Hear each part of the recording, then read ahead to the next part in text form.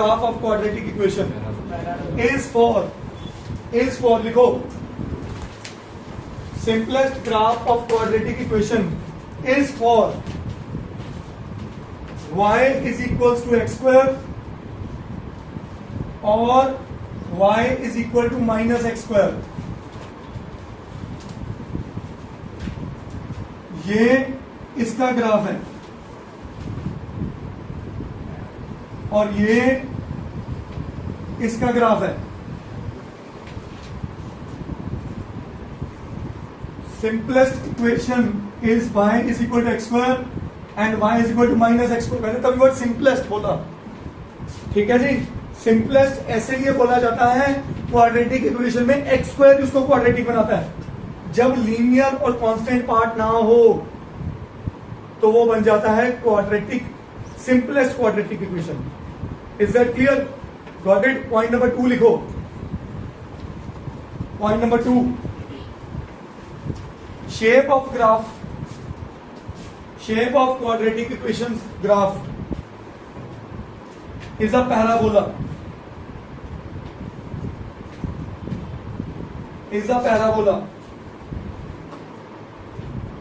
which is a U-shaped graph,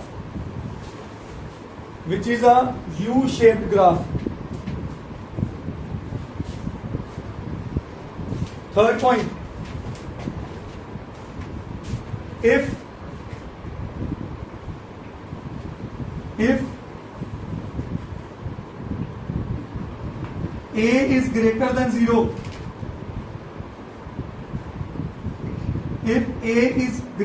0, then it is upward parabola, and if a is less than 0, that is downward parabola. ये देखिए बेटा, यहां पे x square का coefficient Baahubali क्या है? 1 पॉजिटिव. क्या है? पॉजिटिव. इस ग्राफ की कुछ खासियत, इसका मुंह ऊपर को खुला हुआ है, यू अपवर्ड है और इसका यू डाउनवर्ड है. और जब भी, बड़ी अगला इंपॉर्टेंट पॉइंट सुन लो, जब भी सिंपलेस्ट पैराबोला होगा ये ओरिजिन से पास करेगा. तो ये इसका वर्टेक्स है. वर्टेक्स कहां से पास करेगा? ओरिजिन से. क्या बात समझ आई? स्टैंडर्ड पैराबोला बोलते हैं इसको. Is that okay? Next point,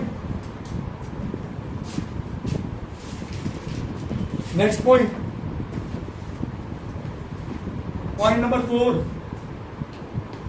for y is equal to x square plus c. अब b कॉम्पोनेंट खत्म कर दिया मैंने, लीनियर वाला पार्ट खत्म, सिर्फ कौन है? c. Where c is called y intercept.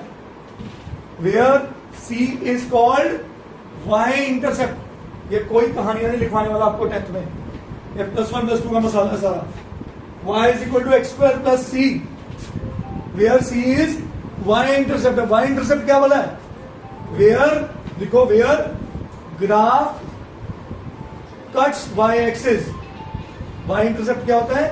Where graph cuts का मतलब intersects. Where graph intersects y axis. अब मैं आपके सामने एक ग्राफ बना रहा हूं, देखना, सुनिए. ये देखिए, लो जी, ये मैं कहता हूं ये ओरिजिन है, ये 1 है, ये 2 है. हाँ जी, बताओ c की वैल्यू क्या हुई? तो इस ग्राफ की इक्वेशन क्या होगी? y is equal to x square plus 2. कहानी पकड़ में आई? अब जल्दी से बताओ इस ग्राफ की इक्वेशन क्या होगी? चेक करना जरा. ये पॉइंट है 1, 0,1, y की वैल्यू 1 है. तो जल्दी से बताओ इस ग्राफ की इक्वेशन क्या होगी? Minus x square plus 1. क्योंकि माइनस क्यों? क्योंकि बाहुबली नेगेटिव, डाउनवर्ड पैराबोला है. डाउनवर्ड की वजह से बेटा, डाउनवर्ड की वजह से a नेगेटिव है. a क्या है? Less than 0. लेस देन 0 का मतलब आर्यन नेगेटिव. Is that clear? मतलब इसकी शेप उल्टा यू बनेगा. जब उल्टा यू भी है और यहां से पास कर रहे हैं तो भाई क्या बना रिजल्ट? c की वैल्यू क्या होती है? y एक्सिस का पॉइंट है 1, तो यहां पे लगा 1.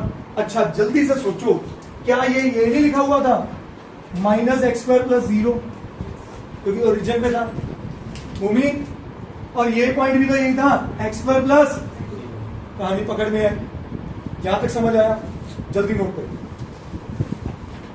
फिफ्थ पॉइंट, आओ जी, बहुत important, for a x square plus b x plus c. अब देखो, पहले केस में ए बी सी दोनों खत्म थे, फिर बी खत्म हुआ, तीनों आ गए, मतलब this is standard quadratic equation, general quadratic equation for a x square plus b x plus c. जब भी ये हो, there are 3 thoughts which we can make. मैं सारे अपवर्ड के समझाऊंगा, डाउनवर्ड पे ये नेगेटिव हो जाता है। बस पहले तरह का ग्राफ होगा कुछ ऐसा, इज दैट ओके? दूसरे तरह का ग्राफ होगा कुछ ऐसा, इज दैट ओके? और तीसरे तरह का ग्राफ होगा कुछ ऐसा। क्या सबकी शेप अपवर्ड है? तो ए सबका बड़ा है, ग्रेटर देन 0 है, यस और नो? पक्की बात है। ये कितनी जगह पे कट गई? ये सिर्फ टच किया, ये कितनी जगह पे? हाँ, अब आपको मैं थोड़ा चैप्टर 4 का क्वाड्रेटिक इक्वेशंस का एक रिजल्ट लिखवाऊंगा, जिसको डिटेल में डिस्कस करूंगा मैं उस चैप्टर में, 4th चैप्टर में डिटेल में, पर जितना हमें चाहिए इस चैप्टर के लिए वो कल डिस्कस हो जाएगा। अब इतना यहां पे लिख लो, if a graph intersects x axis at 2 points,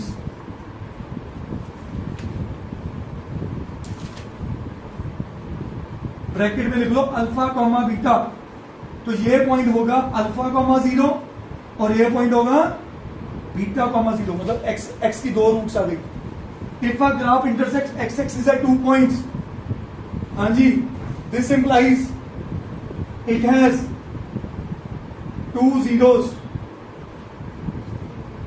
alpha and beta, इसकी 2 जीरोस है।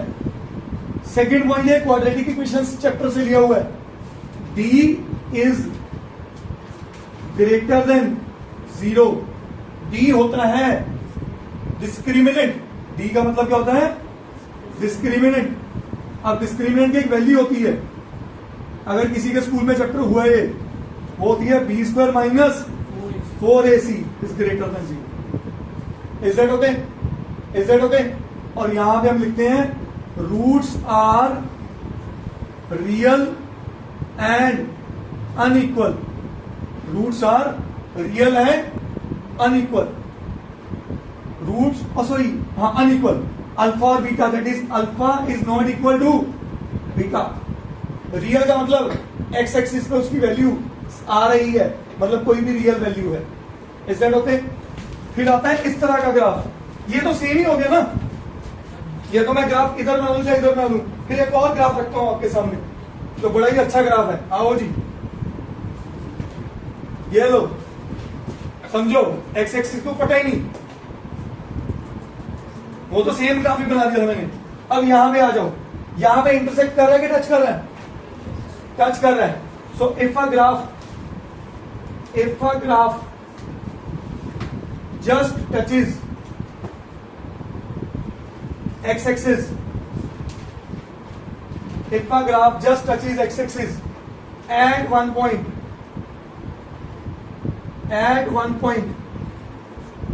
that implies it has 1 0, that is alpha is equal to beta।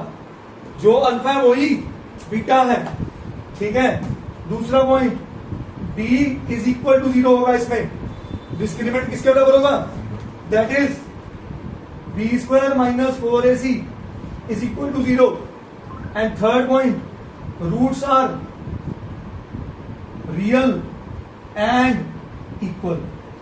Roots real है और इक्वल है। Is that okay?